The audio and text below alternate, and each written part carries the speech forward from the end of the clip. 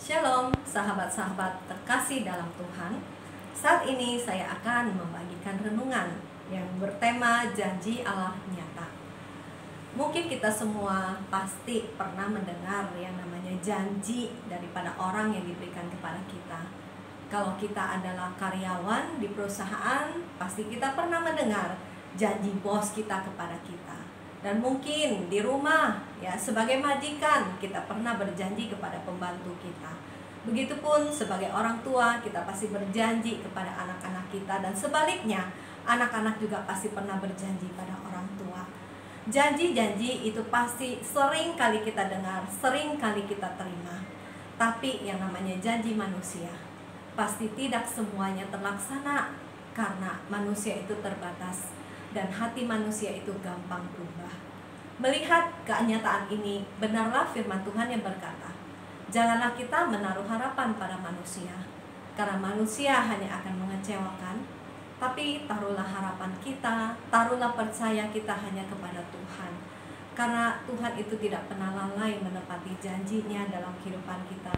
Karena Dia adalah Allah yang berkuasa, yang sanggup melakukan apapun untuk menggenapi janjinya dalam kehidupan kita. Di dalam firman Tuhan ada begitu banyak janji-janji Allah yang kita bisa temui. Namun ada satu janji yang terbesar yang Tuhan sudah nyatakan kepada kita melalui para nabi, namun baru digenapinya sesudah zaman akhir. Apa janji itu? Kita bisa melihat bahwa janji Allah itu nyata melalui kisah yang tertulis di dalam Matius 1 ayat 18 sampai ayat ke-23. Saya akan bacakan. Kelahiran Yesus Kristus adalah seperti berikut. Pada waktu Maria ibunya bertunangan dengan Yusuf, ternyata dia mengandung dari Roh Kudus sebelum mereka hidup sebagai suami istri. Karena Yusuf suaminya seorang yang tulus hati dan tidak mencemarkan nama istrinya di muka umum, dia bermaksud menceraikannya dengan diam-diam. Tetapi ketika dia mempertimbangkan maksud itu, malaikat Tuhan nampak kepadanya dalam mimpi dan berkata, Yusuf anak Daud, janganlah engkau takut mengambil Maria sebagai istrimu, sebab anak yang ada di dalam kandungannya adalah dari Roh Kudus. Ia akan melahirkan anak laki-laki dan engkau akan menamakan dia Yesus, karena dialah yang akan menyelamatkan umatnya dari dosa mereka. Hal itu terjadi supaya genaplah yang difirmankan Tuhan oleh Nabi, sesungguhnya anak darah itu akan mengandung dan melahirkan anak laki-laki, dan mereka akan menamakan dia Immanuel, yang berarti Allah menyertai kita. Kita punya Tuhan yang besar dan dahsyat. Kita punya Allah yang punya kuasa supranatural. Kita lihat melalui peristiwa kelahiran Yesus, Tuhan melakukan sesuatu yang di luar daripada kemampuan manusia. Tuhan membuat sesuatu yang mustahil menjadi mungkin, karena Dia adalah Tuhan yang mempunyai kendali atas segala sesuatunya. Kita lihat dari kisah ini di mana Maria yang saat itu masih seorang perawan dan baru berstatus sebagai tunangan bagi Yusuf, tapi oleh karena kasih karunia Allah bagi dia, maka dia terpilih untuk melahirkan bayi Yesus ke dalam dunia. Mengapa Tuhan melakukan hal itu? Karena Dia ingin membuktikan bahwa sekali lagi janji Allah itu adalah nyata. Dan Dia ingin membuktikan kepada kita bahwa begitu besar kasih-Nya bagi kita sebagai orang-orang berdosa. Dan Dia tidak menginginkan satupun manusia itu binasa karena dosa itu. Karena kita tahu tanpa kelahiran Yesus ke dalam dunia, semua kita akan mengalami kebinasaan. Karena seperti tertulis di dalam kitab Roma 3 ayat 23, bahwa semua manusia itu telah berbuat dosa dan telah kehilangan kemuliaan Allah, dan upah dosa itu adalah maut. Penggenapan janji Allah dengan datangnya Yesus telah membawa perubahan dalam hidup kita. Kita yang dulu sebagai orang yang berdosa, yang tidak memiliki pengharapan, sekarang di dalam Kristus kita memiliki pengharapan yang penuh.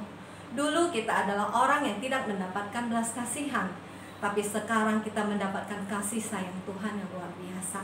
Kedatangan Tuhan Yesus juga telah meniadakan perbedaan antara orang Yahudi dan orang Yunani, antara budak dan orang merdeka, antara orang bersunat dan orang yang tidak bersunat.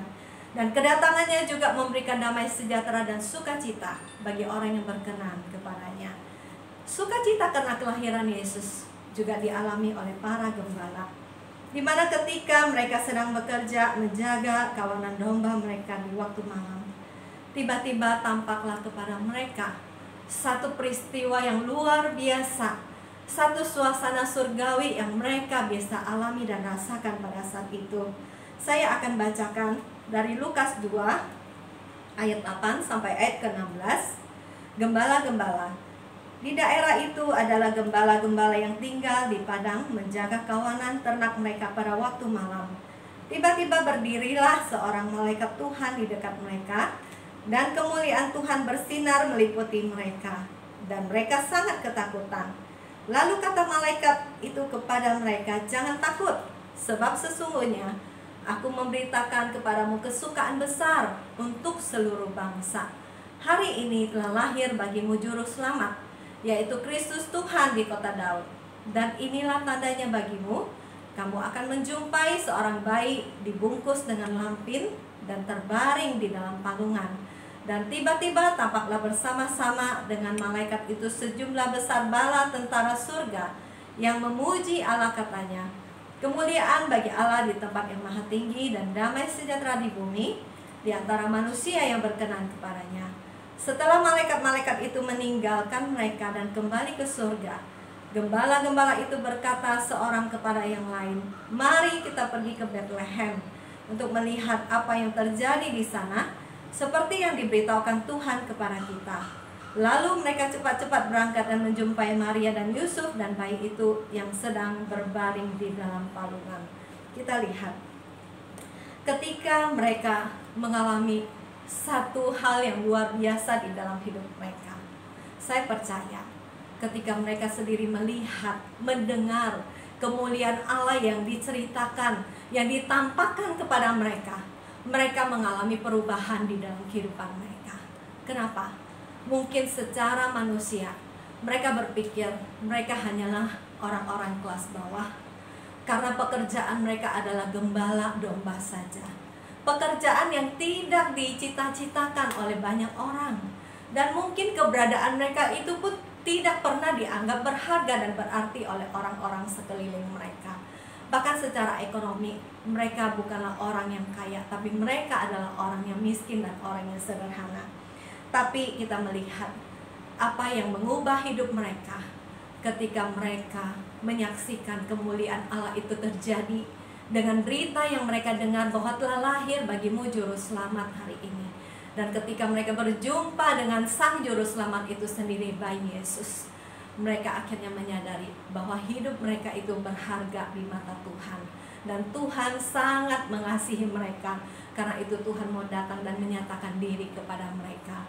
Dan Tuhan juga menjadi juru selamat atas hidup mereka.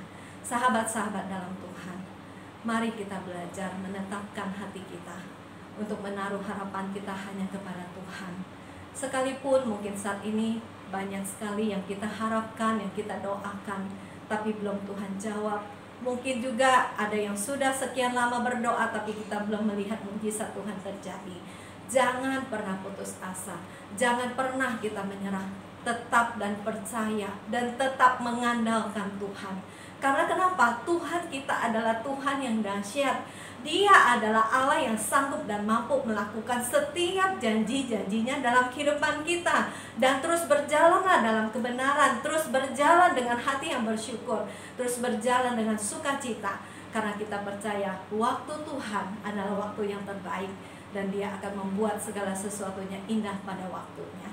Kiranya renungan ini boleh memberkati kita semua. Tuhan Yesus memberkati.